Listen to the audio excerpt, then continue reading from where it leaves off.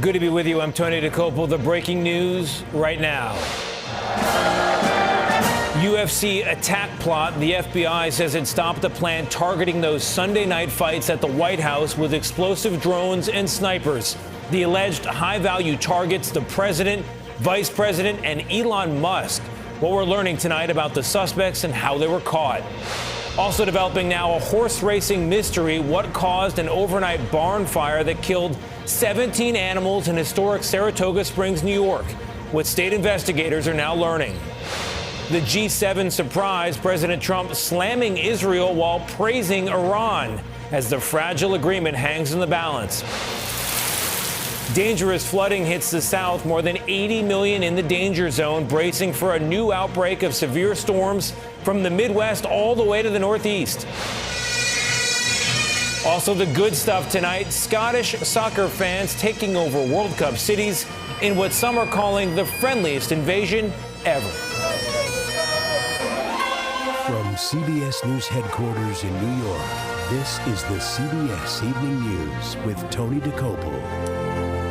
Good evening, and we are learning more tonight about the alleged plot to kill the president and countless others at Sunday's UFC cage fight on the White House lawn. The plan, which was disrupted only after a worried family member called police, involved flying drones over the audience, detonating explosives above, and then shooting the crowd as it fled. All that according to federal prosecutors who have charged at least 5 in connection, including a teenager quoted as saying the goal was to jumpstart a revolution.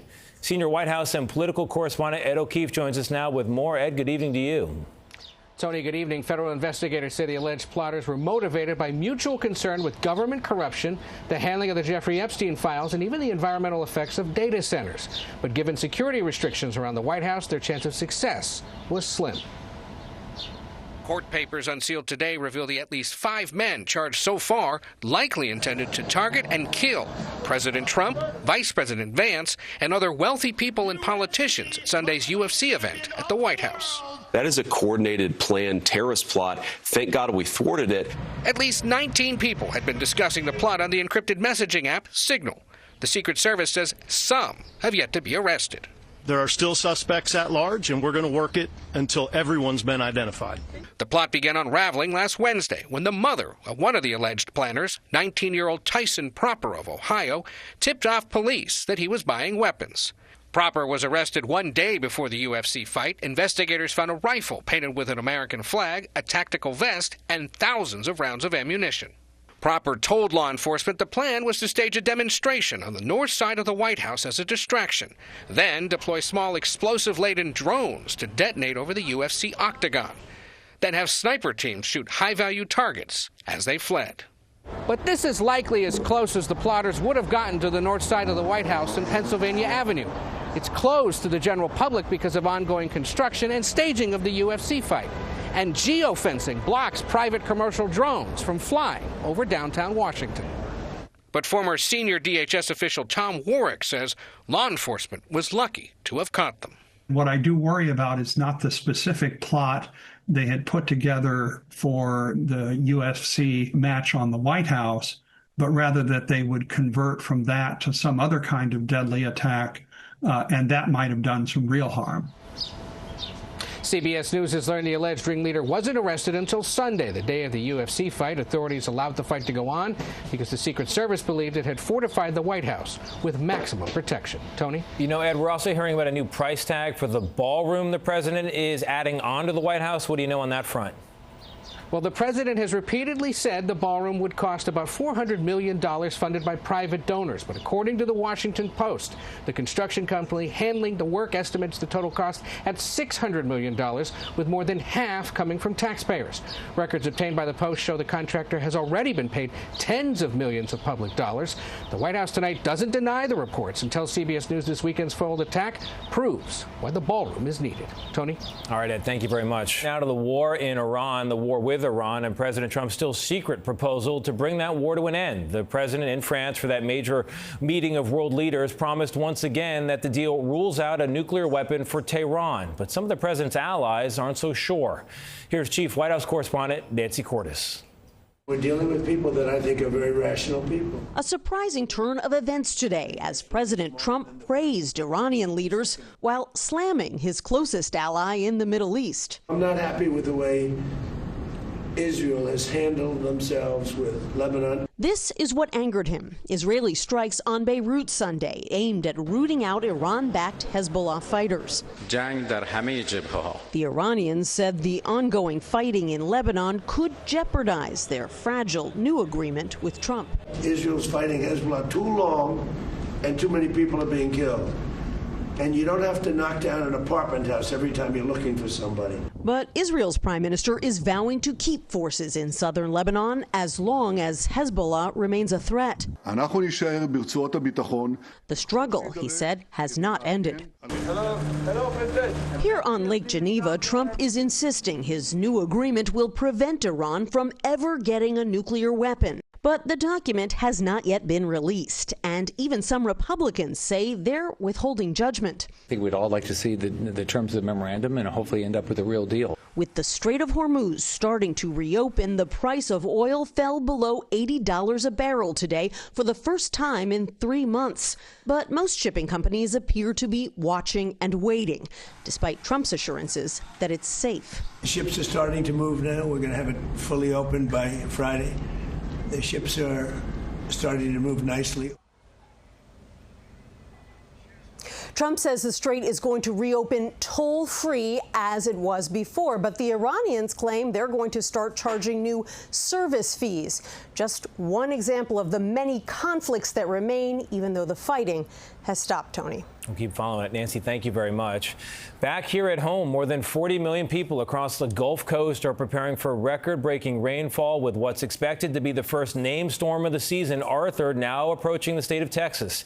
Here's CBS News correspondent Jason Allen. More than half a foot of rain brought dangerous flash flooding to multiple states today, turning roadways into canals throughout Louisiana. Residents in DeRidde are wading through waist-high water to seek higher ground. And in Mississippi, while some were able to drive through floodwaters, others had to be towed. Lightning and blinding sheets of rain soaked South Padre Island in Texas overnight. And water continued to pour into neighborhoods throughout the state today. So we want Houstonians to remain resilient and be prepared and listen to messaging that may be coming from the mayor or from the Office of Emergency Management. In this Houston neighborhood, after hours of rain, the water is basically using this driveway as a stream bed. That was definitely a lot of rain. Yeah, in a small period of time. Justin Milne lives north of Houston in Tomball. Justin, you guys are used to rain. You're used to flooding around here. But this is still significant? This is significant for a small period of time, yeah, for sure. Sun is out, but all of the water that fell here, 6 inches near this neighborhood, still draining out of it and down the street today. Further to the west, near San Antonio, the sheriff's office confirmed that a woman was killed when flash floods pushed her car into a swollen creek. Tony? All right, Jason, thank you very much. In addition to that massive flood zone in the south, more than 80 million people are in the path of potentially powerful storms from the Midwest to the Northeast this week. Meteorologist Rob Marciano tracking it all. Rob?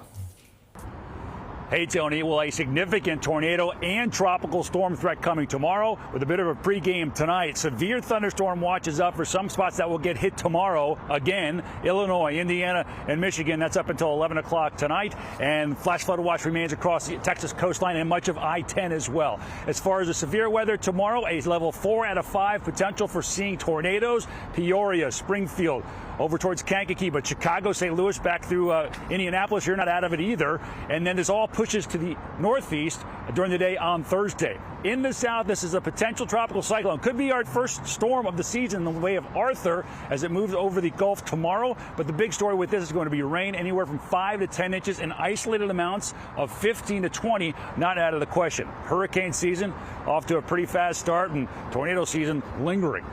Tony? All right, Rob, thank you very much. We turn now to Minnesota, where federal prosecutors have charged 15 people with not just protesting ICE earlier this year, but conspiring to, quote, violently oppose immigration law enforcement. That sparked new protests outside the federal courthouse in St. Paul, demonstrators clashing with U.S. Marshals after Homeland Security rounded up most of those charged. The U.S. attorney says they're connected to an Antifa group that used metal beams and other barriers to block roadways. And to New York now, and just weeks before the start of the famed thoroughbred racing season in Saratoga, a fire has torn through a barn there, killing at least 17 horses. Here's CBS News correspondent Tom Hansen with video that is tough to watch.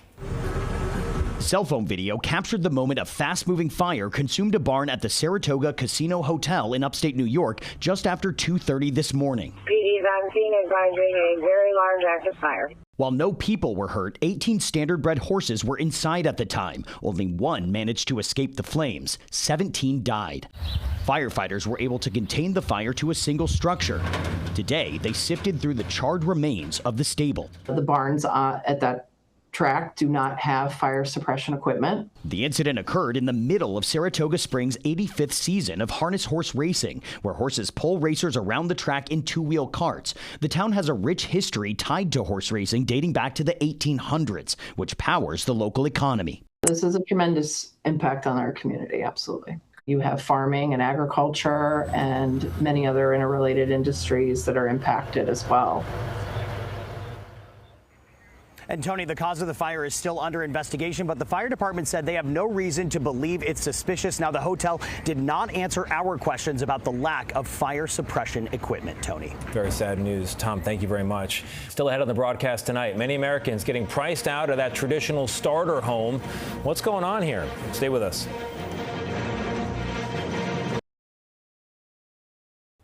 Now to our series of affordability in America, and tonight, what it's like to buy a home, or try, that is. The cost of a typical starter home has never been higher. Here's CBS's Christian Benavides. The Valderrama family moved to Florida 3 years ago. Their plan, to rent for a year before buying a home. What they didn't plan, that it would take this long.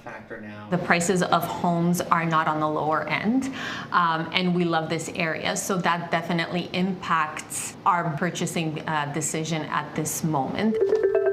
Arletta owns a med spa where customers have pulled back their spending. That's among the reasons they're being cautious about buying a home. For sure, the interest rate plays on, do we go in now? Do we still wait? Mortgage rates are still hovering above 6%. Home prices in Weston, Florida, where the couple is looking, have risen dramatically. A typical starter home is above $700,000. 5 years ago, it was closer to $500,000. Is this something that you're seeing happen more and more often? Yes, absolutely. So now homeowners are postponing, their purchase. The prices are high, the rates are high, the insurance is high. Nationwide, the average cost of a starter home has never been higher, at just under $200,000. A survey by Zillow found that more than 240 cities now have starter homes that cost at least $1 million. California and New York top the list. The house you could have bought 5 years ago, today, the exact same house costs you 80% more overall. That puts housing out of reach for many Americans. Arletta and Giancarlo say they are still waiting. I think we've given ourselves 2-3 years. Yeah, max. Government data shows that a monthly house payment has gone from $1,700 to over $3,000 over the past 5 years. Some experts say renting can make more financial sense for some people. Tony?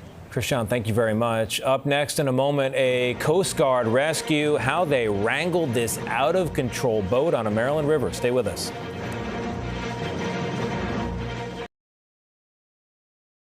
Venus and Serena Williams are pairing up for another historic run at a Wimbledon doubles title. They've won it 6 times prior, but it's been a decade, and the sisters, now 45 and 44, both spent some time recently away from tennis.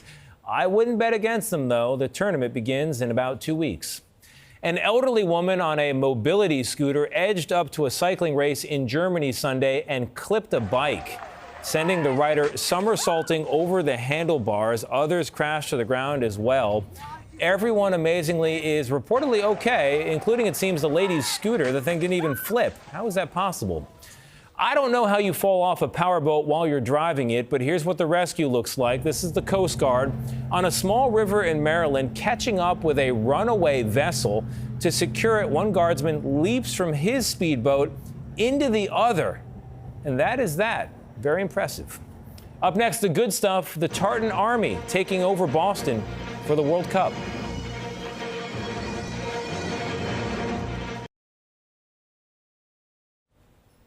We're back with the good stuff. 40,000 noisy tourists to drink your beer and clog your bars is not normally any city's idea of a good time. And yet, it's happening in Boston, and the city is loving it. The Scottish have arrived to cheer on their first World Cup appearance of this millennium, and it didn't get off to a perfect start. We ran out of beer.